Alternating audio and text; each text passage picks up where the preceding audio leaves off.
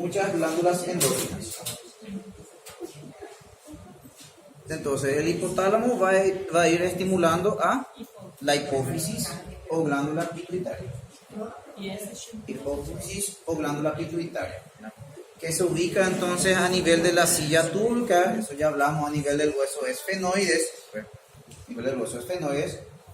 Ahí lo que tenemos que tener en cuenta es la estructura histológica entonces de la hipófisis. De ahí que vamos a encontrar entonces que está dividida entonces en una porción anterior, que es el lóbulo anterior o adenohipófisis, y vamos a tener entonces una porción posterior, lóbulo posterior, también conocido entonces como neurohipófisis. Esta división se da justamente por su desarrollo embriológico. Usted está dando embriología, ¿verdad? Y tienen dos orígenes embriológicos distintos. De ahí que justamente vamos a encontrar justamente que vamos a tener mecanismos de secreción distintos y células distintas en ambos lóbulos, ¿verdad? De ahí que encontramos entonces que el ectodermo laríngeo es el que va a dar origen entonces a la adenohipófisis, y el neuroectodermo va a dar origen entonces al lóbulo posterior, ¿verdad? O sea, la neurohipófisis, ¿verdad? Por eso encontramos secreciones distintas y también diferentes estructuras en cada lóbulo, ¿verdad? Y aquí ya vamos a tener entonces ya la formación completa a nivel entonces de la silla túrgica, de nuestra hipófisis.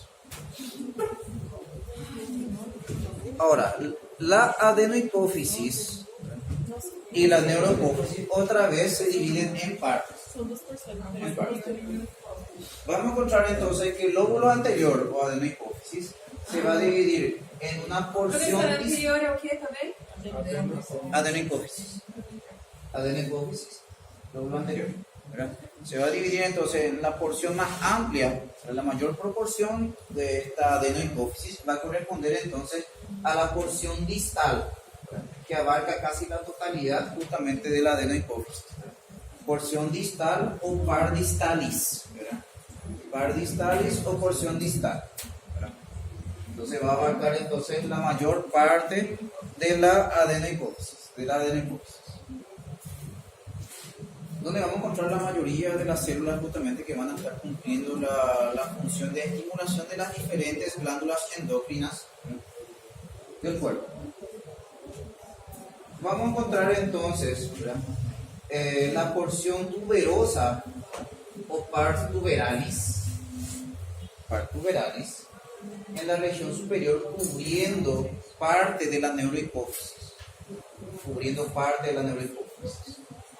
Entre la porción distal y la neurohipófisis vamos a tener entonces una pequeña porción que va a corresponder entonces a la porción intermedia o pars intermedia.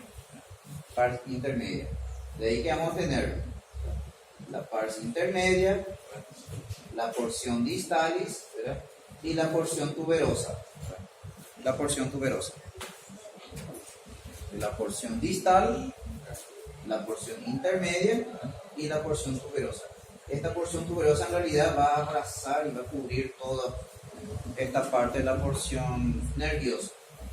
Porque la neurohipófisis o lóbulo posterior, ¿verdad?, se va a dividir también en una porción nerviosa o pars nervosa, ¿verdad?, en otro color. En una porción nerviosa o pars nervosa, porción nerviosa, y el infundíbulo, que se llama también tallo neural o infundíbulo. Entonces vamos a tener que la neurohipófisis o lóbulo posterior de la hipófisis se va a dividir entonces en una porción nerviosa y vamos a encontrar también lo que sería el infundíbulo o tallo neural.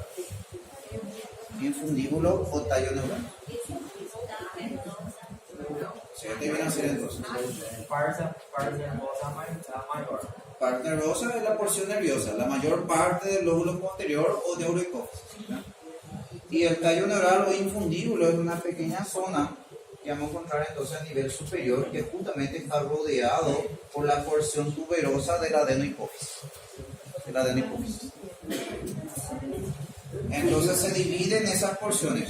Tanto la adenohipófisis se divide otra vez en porciones y la neurohipófisis se divide también en porciones.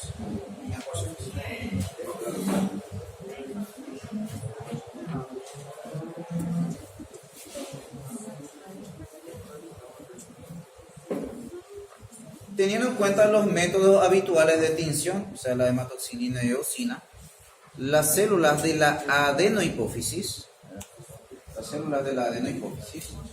pueden ser basófilas, acidófilas o cromóforas. Basófilas, acidófilas o cromóforas. Las basófilas y acidófilas se denominan en conjunto cromófilas, ¿verdad? Cromófilas, que pueden ser entonces acidófilas, las que tienen un citoplasma más rosado, acidófilas o eosinófilas, ¿verdad? Las basófilas, las que tienen un citoplasma más oscuro, ¿verdad? Y aquellas que tienen un citoplasma bien claro, serían entonces las cromófobas. O sea que pueden ser entonces, ¿verdad?, cromófilas, siendo ellas entonces acidófilas o basófilas, o cromófobas.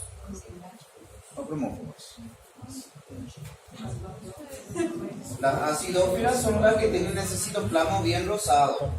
Acidófilas. Bien rosado. Que vamos a estar encontrando. Las basófilas tienen un citoplasma basófilo, como dice su nombre, bien oscuro. Y las cromófobas tienen un citoplasma bien claro. Pero esta clasificación histológica en realidad no es muy útil para identificar el tipo de célula, por el hecho de que una célula acidófila se puede convertir en una célula cromófoba cuando libera todos sus gránulos. De ahí que no es muy útil ese método de clasificación. Señor. ¿Qué pasa? Vamos a tener entonces lo que sería las células acidófilas, las células basófilas y las células cromóforas. Las células acidófilas poseen gránulos eosinófilos.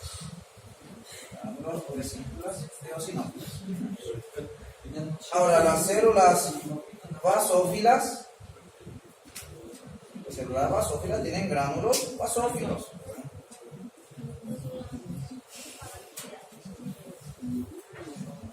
Y las cromófobas tienen un citoplasma claro porque no se observan justamente los gránulos en su interior. Ahora, cuando esta célula pierde sus gránulos, se va a parecer a esta. Y cuando esta célula pierde sus gránulos, se va a parecer también a esta. Por eso las cromófobas son las más abundantes. ¿Verdad? Porque cuando está desgranulando, ¿verdad?, queda sin gránulos y el citoplasma queda claro. Porque lo que le da la coloración justamente son esas vesículas o gránulos que poseen en su interior. Es porque liberó. Un estímulo, entonces el estímulo en este caso, entonces en el caso sería el estímulo del hipotálamo, estimuló entonces la liberación de los gránulos, entonces vamos a tener que se queda sin gránulos, entonces queda con esa característica cromófoba. Entonces, como les había dicho, no es muy útil eso para la clasificación de las células. Acá otra imagen donde muestra entonces las células acidófilas, las cromófobas, y vamos a tener entonces las basófilas más oscuras.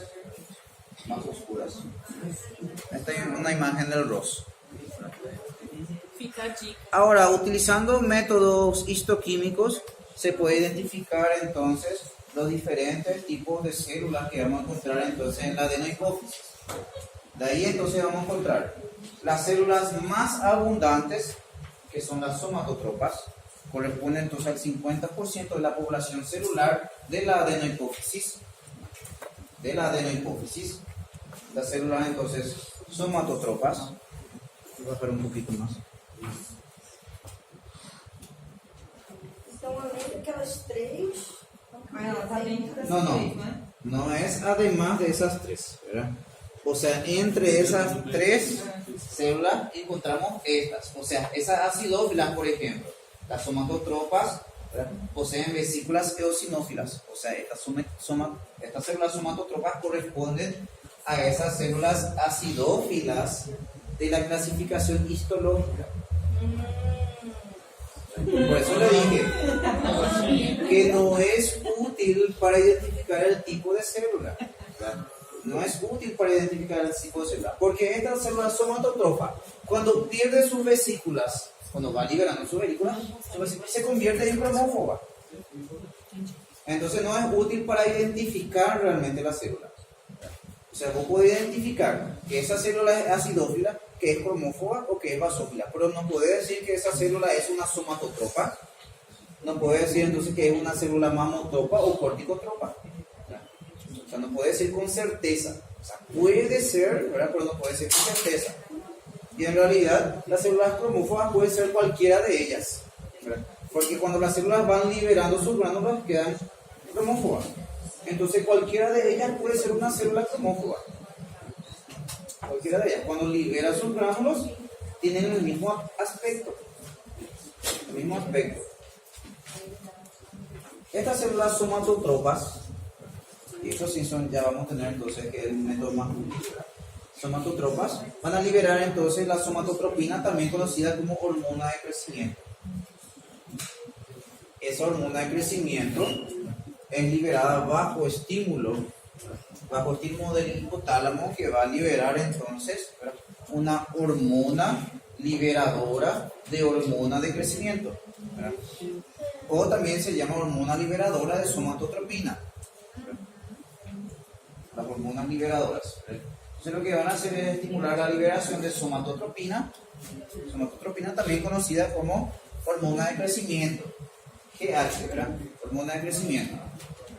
Y la hormona de crecimiento va a actuar, ¿verdad?, sobre diferentes órganos y tejidos, principalmente a nivel osteoartromuscular, ¿verdad?, para el crecimiento, ¿verdad?, para el crecimiento, entonces, principalmente a nivel de la placa de crecimiento, favoreciendo entonces el alargamiento de los huesos, principalmente.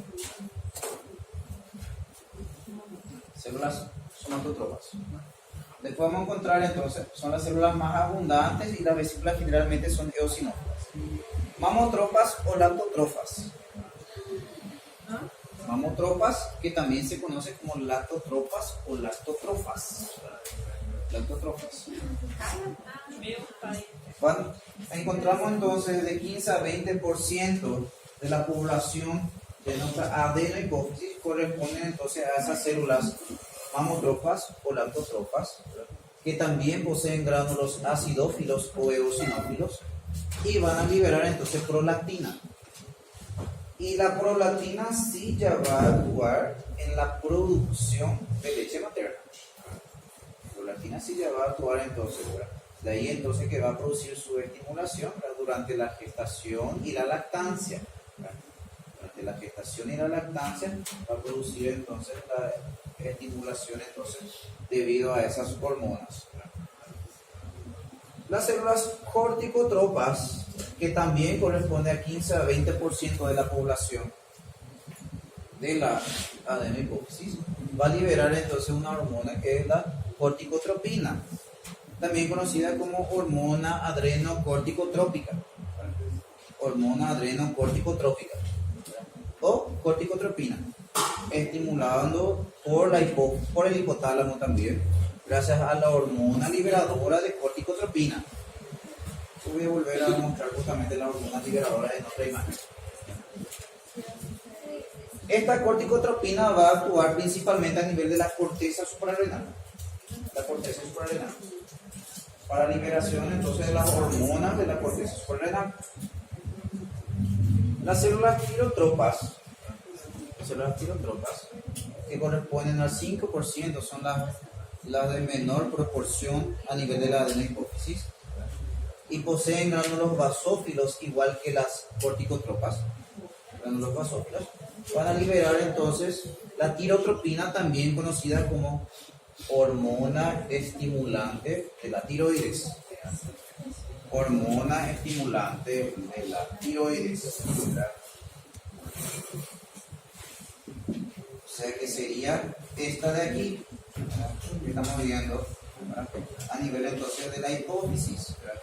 La hipófisis va a estimular las células de la tiroides, ¿verdad? Y esa estimulación se da justamente por la tirotropina o TSH, ¿verdad? TSH. Y para estimular la hipófisis vamos a tener que el hipotálamo va a liberar la hormona liberadora de tirotropina. La hormona liberadora de tirotropina. O sea, la hipófisis, el hipotálamo va a estimular la hipófisis a través de la hormona liberadora de tirotropina. Va a estimular entonces la adenohipófisis a las células tirotropas, que van a producir la liberación entonces de la hormona estimulante de la tiroides o tirotropina, que va a actuar a nivel de la tiroides aumentando la liberación de hormonas tiroides. Que justamente vamos a ver otra vez justamente este ejemplo cuáles son las hormonas que actúan, ¿sí? Então, no caso, o tumor na hipófise, o hipotálamo vai mudar o estímulo, mas ela que não vai responder adequadamente ao estímulo. Un tumor en la hipófisis puede aumentar la estimulación dependiendo de cuál sea la célula que proliferó, ¿verdad? Va a estimular, puede estimular diferentes glándulas. Y lo que va a hacer es un aumento de la estimulación de las glándulas. Esto es el efecto. De ahí que puede ser un tumor de la hipófisis, justamente, lo que produzca ese aumento de la liberación hormonal. O un aumento de la propia glándula. De ahí que puede ser, por ejemplo, el aumento de las hormonas tiroides se puede dar por un aumento de estimulación del hipotálamo o la hipófisis, o por un aumento de la estimulación de la propia hipófisis, o por un aumento del tamaño de nuestra glándula, o por un tumor, ¿verdad?, ectópico, ¿verdad?, que libera hormona estimulante de tiroides en otra localización. Entonces se puede deber a diversos factores. Entonces. Y las gonadotropas, 10% de la población, ¿vale? Sus gránulos son basófilos también, y van a liberar entonces la hormona luteinizante y la hormona folículo estimulante. Son liberados entonces, actúan sobre las gónadas principalmente, y son liberados entonces por la hormona liberadora de gonadotrofinas, que también provienen desde el hipotálamo. El hipotálamo estimula a través de la hormona liberadora de gonadotrofinas a las células gonadotropas. Las células gonadotropas van a producir entonces liberación de la hormona luteinizante y folículo estimulante, que van a actuar sobre las gónadas. Otra vez un resumen de las funciones que ya comentamos brevemente. Ya estuvimos comentando brevemente. La hormona de crecimiento sobre diferentes órganos, pero principalmente a nivel osteoartromuscular. Entonces va a actuar sobre diversos órganos,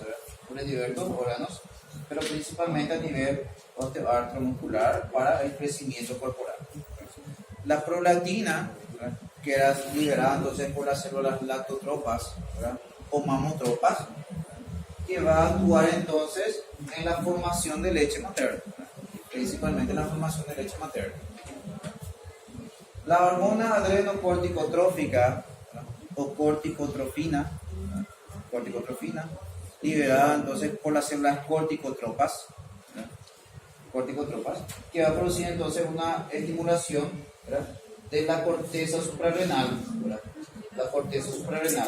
aumentando entonces liberación de hormonas de la corteza suprarrenal. La hormona folículo estimulante y luteinizante, que van a actuar a nivel de las gónadas. La folículo estimulante para el desarrollo de los folículos en el ovario y la espermatogénesis en los testículos. Y la luteinizante en la maduración de los folículos y la ovulación, ¿verdad?, y en los hombres para estimular entonces la actividad y el mantenimiento de las células de Leydig, que son las que liberan la testosterona. Son los que producen y liberan la testosterona. La tirotrofina también conocida como hormona estimulante de la tiroides, liberada por las células tirotrofas, que va a actuar entonces sobre las células foliculares de la tiroides. Las foliculares de la tiroides para el aumento de la producción de las hormonas tiroides. Las hormonas tiroides.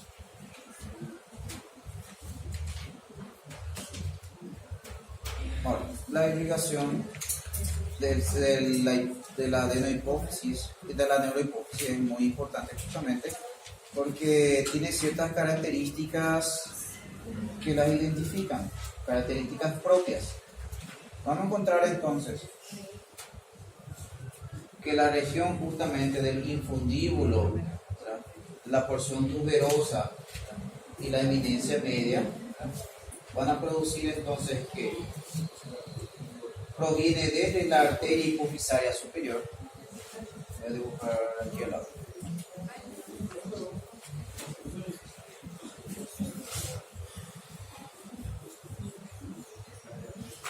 Entonces la arteria hipofisaria superior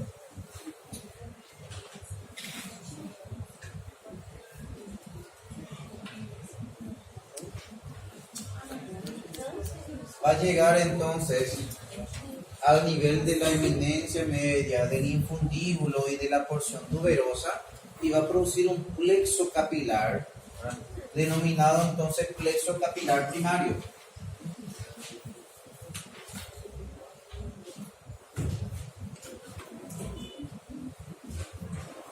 Plexo capilar primario. Ese plexo capilar primario es el que va a estar irrigando esta zona del infundíbulo, ¿verdad?, la protuberancia, ¿verdad?, y la eminencia media. Plexo capilar primario. De ese plexo capilar primario entonces se va a originar entonces esta vena porta, ¿verdad? Acá tienen que ubicarse porque acá justamente la imagen cambió de posición.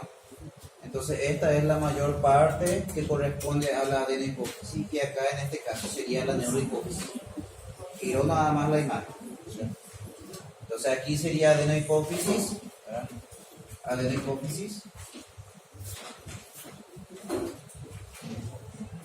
y esto sería entonces neurohipófisis.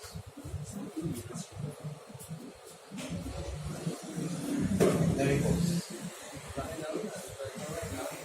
Entonces, de ese plexo capilar primario que se formó gracias a la arteria hipofisaria superior, ¿verdad?, la arteria hipofisaria superior, va a dar origen a lo que sería esta vena. O sea, se van a recoger a nivel de esta vena porta hipofisaria. Vena porta hipofisaria. Y de esa vena porta hipofisaria se va a originar entonces un segundo plexo capilar, el plexo capilar secundario.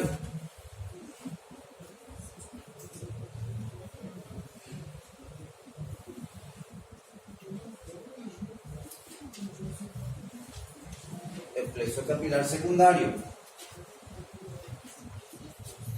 Y ese plexo capilar secundario es lo que va a irrigar entonces la mayor parte entonces de la porción distal. O sea, la porción distal es irrigada por ese plexo capilar secundario. Plexo capilar secundario. La porción tuberosa y el infundíbulo es irrigada entonces por el plexo capilar primario, y de ese plexo capilar primario se va a recoger a nivel de la vena porta hipofisaria y da origen al plexo capilar secundario. Plexo capilar secundario.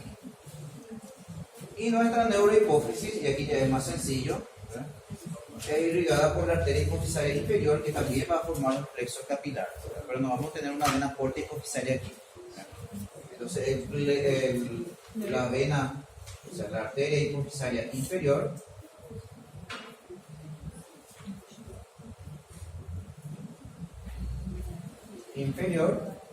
es la encargada entonces de irrigar la porción nerviosa. La porción nerviosa entonces de nuestra neurohipófisis.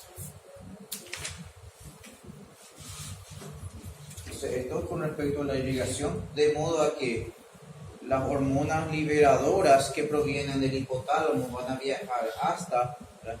Van a liberarse entonces esas hormonas a nivel del plexo capilar primario, va a llegar entonces a través de nuestra arteria hipofisaria, llega al plexo capilar primario y va a llegar entonces al plexo secundario a través de la vena porta hipofisaria. Y desde la vena porta, o sea, desde ese plexo capilar secundario, llegan a las diferentes células, a las somatotropas, a las lactotropas, a los tirotropas, a las corticotropas. Entonces se va a liberar por esos capilares secundarios esas hormonas liberadoras para que aumenten su efecto. Y la neurohipófisis ligada entonces por la arteria hipofisaria inferior. Arteria hipofisaria inferior.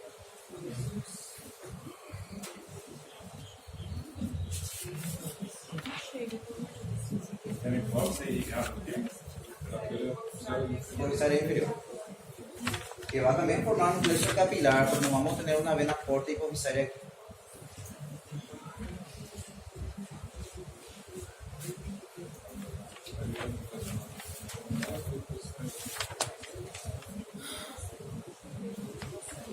Lo que estuvimos comentando recién, va a llegar entonces las neurosecreciones desde el hipotálamo a nuestro plexo capilar primario, va a atravesar por la vena porta hipofisaria y va a alcanzar al plexo capilar secundario.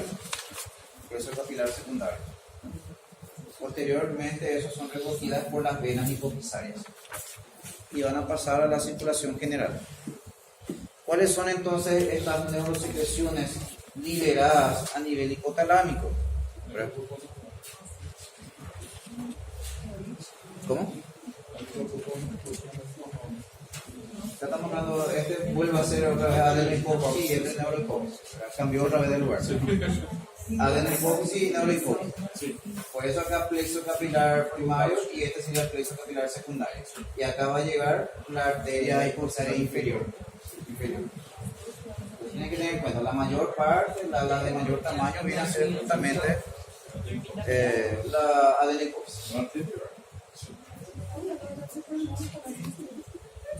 Bueno, y estos son justamente los neurotransmisores que ya comentamos en ese cuadro que vimos, que son liberados entonces por el hipotálamo. Es liberado entonces por el hipotálamo. Tenemos entonces la hormona liberadora de la hormona de crecimiento, que va a actuar entonces sobre las células somatotropas. Somatotropas. ¿Será somatotropas o somatotrofas? Igual, van a encontrar por los dos nombres. Somatotropas o somatotrofas. Igual. Va a recibir un efecto inhibitorio por parte de la somatostatina. O sea, la somatostatina va a inhibir entonces a esas células somatotrofas.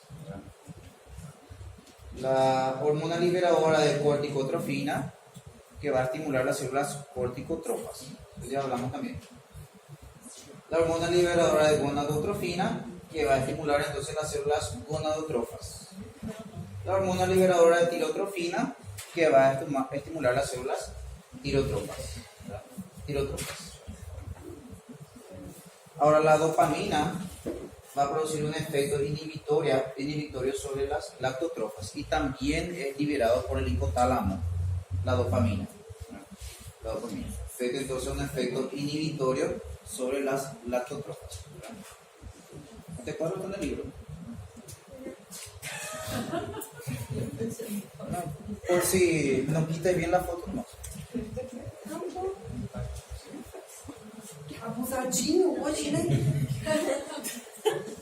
No, por si no sale bien la foto, nomás. Quita foto si quieres. Te aviso nomás que. Tudo bem, professor. Te aviso nomás que está en el libro É que también. eu tô com sono. Bueno, É que eu briguei com ele. la porción nerviosa sería el lóbulo posterior. El lóbulo posterior. La porción nerviosa.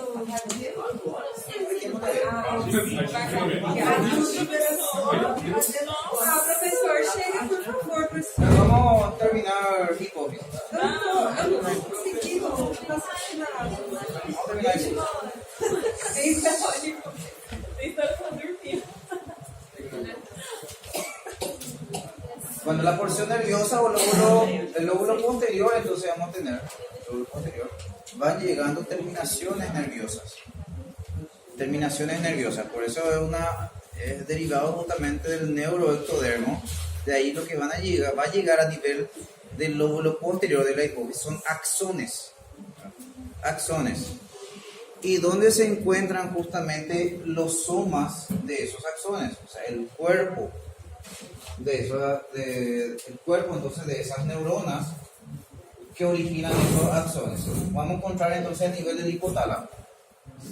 Entonces vamos a tener nuestra neurona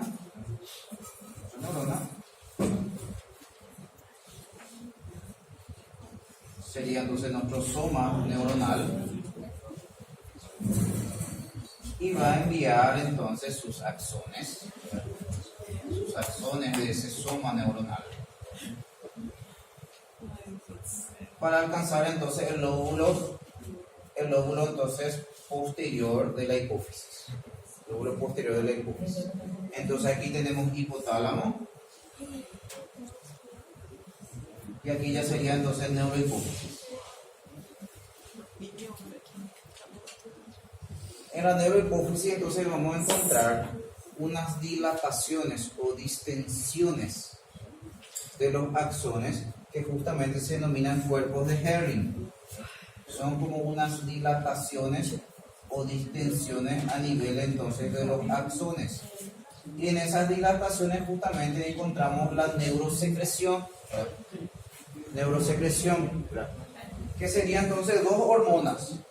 La vasopresina, conocida también como hormona antidiurética, y la oxitocina, que recién mencionamos algunas de sus funciones. La oxitocina. Entonces vamos a encontrar que son almacenados en esas distensiones o dilataciones de los axones, denominados entonces cuerpos de Herring.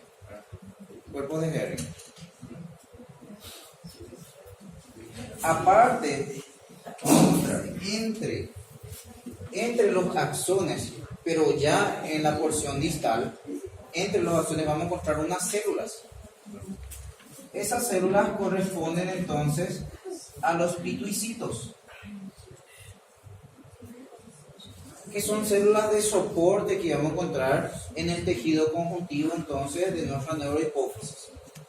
Son células de soporte entonces que vamos a encontrar, son células de apoyo que encontramos en la neurohipófisis, pero que no producen neurosecreción.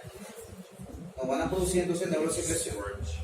La secreción proviene desde las neuronas que encontramos en el hipotálamo y son los axones los que van a alcanzar entonces la neurohipófisis. Los axones alcanzan la neurohipófisis. Encontramos dilataciones que son los cuerpos de Herring, donde encontramos justamente, donde vamos a encontrar unos cuerpos, unos gránulos donde tenemos entonces esos componentes de la secreción, esas hormonas. Serían la vasopresina también conocida como hormona antidiurética. Esa vasopresina va a producir una contracción intensa a nivel arteriolar, en las arteriolas, y también va a aumentar la reabsorción a nivel de los conductos renales, de los túbulos renales. Por eso se denomina antidiurética también, porque al aumentar la reabsorción en los túbulos renales va a disminuir la diuresis, uno va a orinar menos. Y eso es útil justamente cuando uno tiene muchas pérdidas de líquidos, mucha pérdida de agua y electrolitos, y necesita retener lo poco que tiene. Un trauma. Sí, una pérdida sanguínea, pérdida de líquidos. Entonces uno orina menos. Y la oxitocina que ya mencionamos, que actuaba en las células mioepiteliales de las glándulas mamarias y a nivel uterino, a nivel del cuerpo uterino. Professor, esse pituicitos aí são células do quê? Son células de soporte que vamos a encontrar entre los axones. Entre los axones. O sea, estas células sí encontramos en la neurohipófisis. Ahora, las células que producen la oxitocina y la vasopresina no se encuentran en la neurohipófisis. Sus axones sí, pero sus cuerpos y su producción inicia allá en el hipotálamo. Os princípios são considerados células guia, professor, ou não? Son como células gliales, ¿verdad? Son como células de soporte, como las células gliales. Esto es lo que comentamos recién sobre las funciones de la oxitocina y la hormona antidiurética o vasopresina. O sea, son sinónimos. Se puede decir entonces vasopresina u hormona antidiurética. Hormona antidiurética. Entonces, los somas neuronales donde se van a producir se encuentran en el hipotálamo, en los núcleos entonces supraóptico y paraventricular. A ese nivel vamos a encontrar entonces los somas neuronales donde se producen esas hormonas y se van a liberar recién en el nivel de la neurohipófisis. Se van a liberar hacia esos capilares justamente que provienen de la arteria hipofisaria inferior. Arteria hipofisaria inferior. Entonces la arteria hipofisaria inferior va a generar nuestros capilares donde vamos a encontrar entonces que van a llegar esos axones. Los axones entonces que provienen desde entonces el hipotálamo donde se originan esas hormonas y a ese nivel se va liberando entonces esa neurosecreción hacia los capilares y de ahí va a pasar entonces a la circulación general. De esa forma entonces va a pasar a la circulación general. ¿Hasta acá todo bien?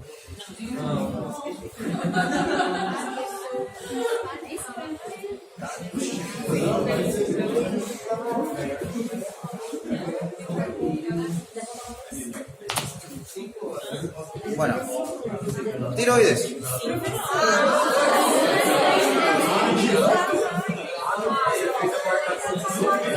Tiroides es cortita.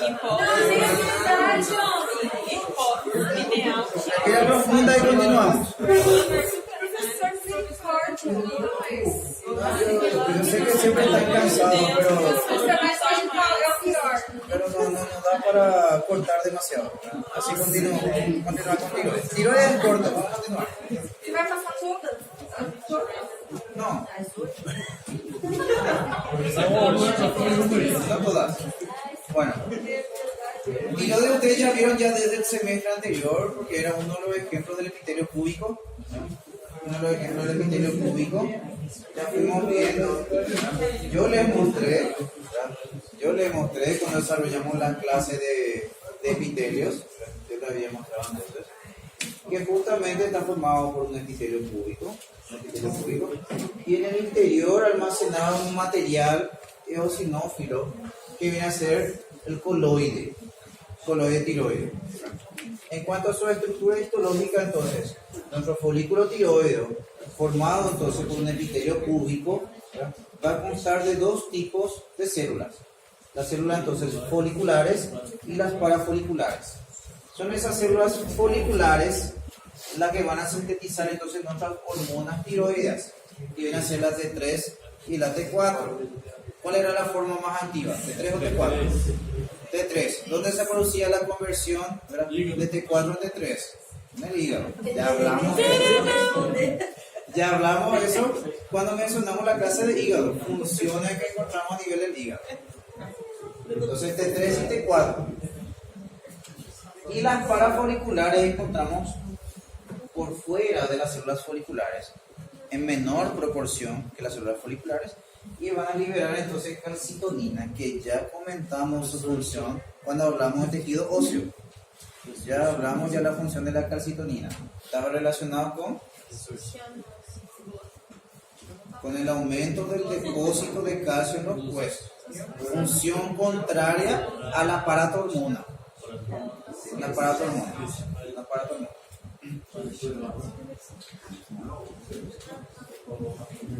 El contenido entonces que encontramos en el interior de esos folículos tiroides sería el coloide. Y ese coloide entonces está compuesto de una proteína rica en yodo, que viene a ser justamente como la materia prima para elaborar las hormonas tiroides.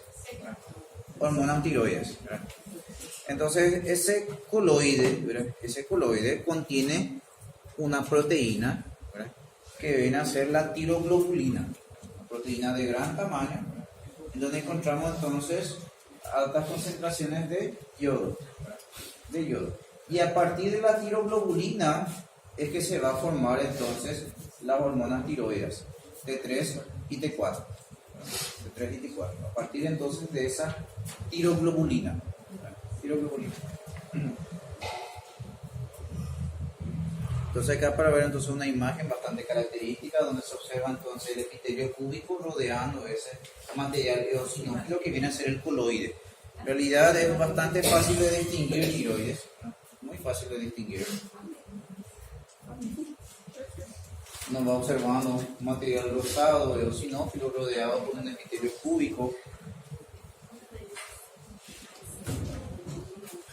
Lo mismo, epitelio cúbico, material rosado, tejido conjuntivo donde vamos a encontrar los capilares justamente hacia donde se van a liberar las hormonas.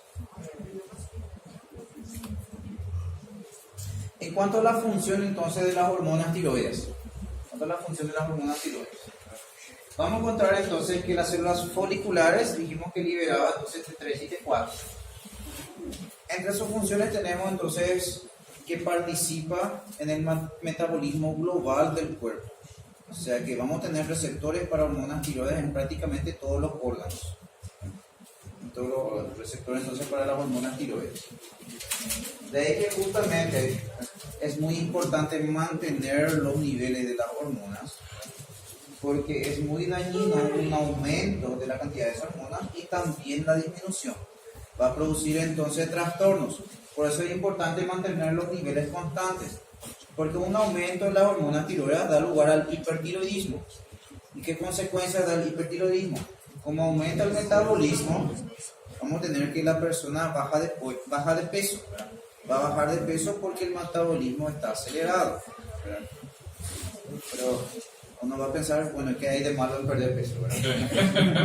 Bueno, pero eso no es la única consecuencia. Aparte de perder peso, va a acelerar el tránsito gastrointestinal y produce diarrea. Aparte entonces la diarrea va a aumentar la actividad cardiovascular, aumentando la frecuencia cardíaca y produciendo taquicardia y aumento de la presión arterial. Aparte entonces de aumentar también de su efecto cardiovascular, ese aumento del metabolismo aumenta el calor corporal, lo que va a producir una intolerancia al calor. Produce temblores también por el aumento del metabolismo. Talvez a diarreia que vai trazer a desidratação, você destrói um vaso constritor, porque ele vai impedir que saia água, e isso vai acelerar o coração. É uma sequência? No, es por por el estímulo a nivel cardiovascular, las hormonas van a actuar también sobre las células, estimulando. No relacionado con la diarrea en sí. Pero esa diarrea, la deshidratación también empeora esa situación. Por la hipovolemia. Entonces, aparte de alteraciones a nivel de la piel también, o sea, va a producir varios trastornos referentes entonces al aumento de las hormonas tiroides. Y la disminución prácticamente produce efectos contrarios. Uno tiene una tendencia a engordar y es muy difícil bajar de peso. El tránsito intestinal es más lento, por lo tanto tiene estreñimiento o constipación. Se va de cuerpo cada 3-4 días. Tiene estreñimiento, constipación. Aparte también vamos a tener que como el metabolismo es lento, produce menos calor y tiene intolerancia al frío. Alteraciones a nivel de la piel y del cabello. O sea, produce varios trastornos en el hipotiroidismo. Aparte de un déficit de la atención, de ahí que algunos ya están hipotiroides ahora. Un déficit de la atención, ¿verdad? Porque tiene que ver también con el desarrollo neurológico. Por eso es muy importante las concentraciones normales de hormonas tiroides en los niños, para el desarrollo del sistema nervioso, ¿verdad? Porque una de sus funciones es justamente el desarrollo del sistema nervioso, ¿verdad?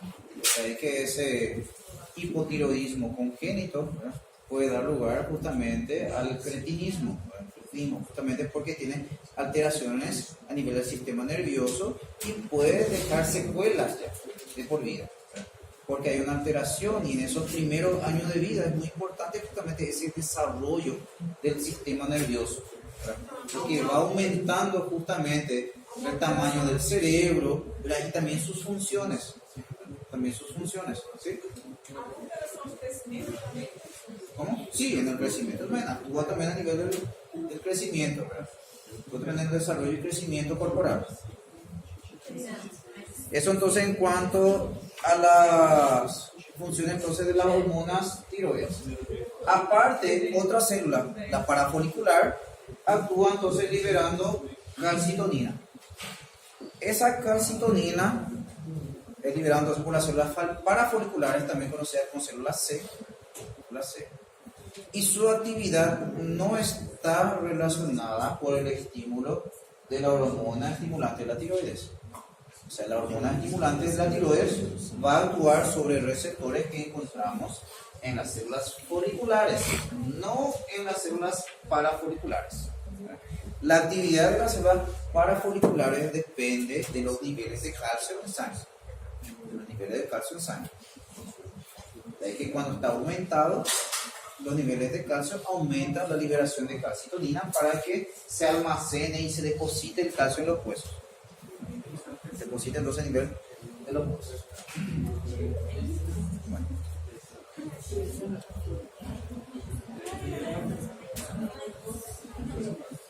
Aquí. En cuanto a la actividad entonces de las células foliculares, vamos a tener entonces a este nivel el coloide y a este nivel entonces el tejido conjuntivo interfolicular que está fuera de los folículos. Vamos a tener entonces que bajo el estímulo entonces de esta hormona estimulante de la tiroides va a actuar sobre receptores de las células foliculares, de modo que va a aumentar la captación de coloide desde el interior del folículo, va a captarse ese coloide y a partir entonces de digestiones enzimáticas se van a producir entonces las hormonas tiroides que se van a liberar hacia la circulación, hacia el intersticio, hacia ese tejido entonces interfolicular y va a pasar entonces a la circulación. Entonces, el estímulo entonces por parte de la hormona estimulante de la tiroides va a aumentar la captación del coloide y por digestión enzimática esa célula folicular va a sintetizar entonces las hormonas tiroides T3 y T4. De ahí que cuando hay un aumento de la estimulación podemos observar entonces estas muescas, parece que tienen mordidas el coloide, ¿verdad? Que parece que tienen mordidas aquí el coloide, ¿verdad? Y eso por el aumento de la captación del coloide por parte de las células foliculares, porque se está liberando mayores cantidades de hormonas tiroides. De ahí que no observamos esas muescas, ¿verdad?, en las células que están en reposo.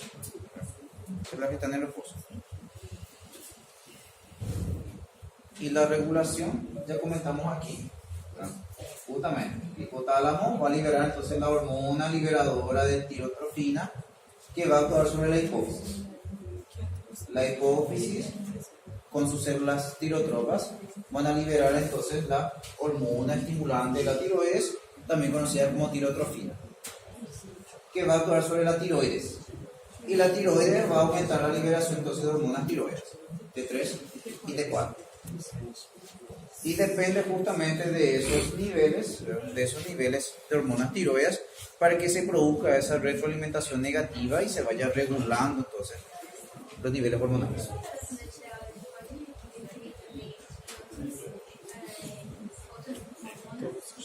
En otras hormonas, lo que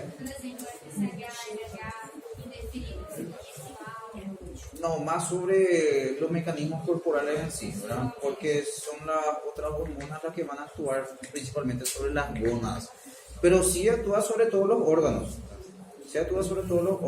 ¿verdad?, del cuerpo, ¿verdad? Porque tenemos receptores en diferentes órganos corporales, ¿verdad? O sea, el aumento del metabolismo también puede interferir y aumentar de forma leve, ¿verdad?, la actividad de ciertas hormonas también, ¿verdad? Porque ese aumento del metabolismo puede producir también estímulos para la liberación de otras hormonas. Aí forma secundária, não primária. Sí. Porque de quantidade disso, quando estiver machucada, está no período sem menstruar. Y por eso justamente de forma secundaria, porque vamos a tener entonces que por el aumento justamente o la disminución de la actividad en ese caso, ¿verdad? Puede afectar entonces la actividad entonces de otras hormonas y la liberación de otras hormonas que deberían de estimular entonces las gónadas, ¿verdad? Porque justamente esas gónadas, ¿verdad?, son las que van a regular otra vez ese ciclo, ¿verdad? Las gónadas, y de esas gónadas tienen que recibir estímulos de otras hormonas, ¿verdad?, de otras hormonas, de que va a interferir también. Bueno, las células parafoliculares que damos son las menos abundantes. Encontramos por fuera entonces las células foliculares, por fuera de las células foliculares, y vamos a encontrar entonces que en sus gránulos poseen calcitonina. Y la calcitonina lo que hace es mediar entonces el depósito de calcio. Entonces, ¿qué va a hacer? Va a inhibir la actividad del osteoclasto y va a aumentar la actividad de los osteoblastos y de los osteocitos para producir matriz y depositar más calcio entonces en esa matriz. Entonces la calcitonina, ¿verdad?, inhibe la actividad del osteoclasto y estimula y favorece entonces la actividad entonces de los osteoblastos y de los osteocitos y el depósito de calcio en el hueso. Eso va a hacer que disminuya la concentración de calcio en sangre. Acá para observar entonces la célula C que se encuentra por fuera del epitelio folicular nada más, ¿verdad? Para ver entonces coloide, células foliculares, y aquí por fuera tenemos entonces la célula C, y acá se ve imagen en pila de monedas, ¿verdad?, un capilar, ¿verdad? A ese nivel se va a liberar entonces esas hormonas para que pasen entonces a la circulación, ¿verdad?, a la circulación, ¿verdad? Vamos a encontrar entonces células C, pues células parafoliculares y las células foliculares. Terminamos con ese resumen.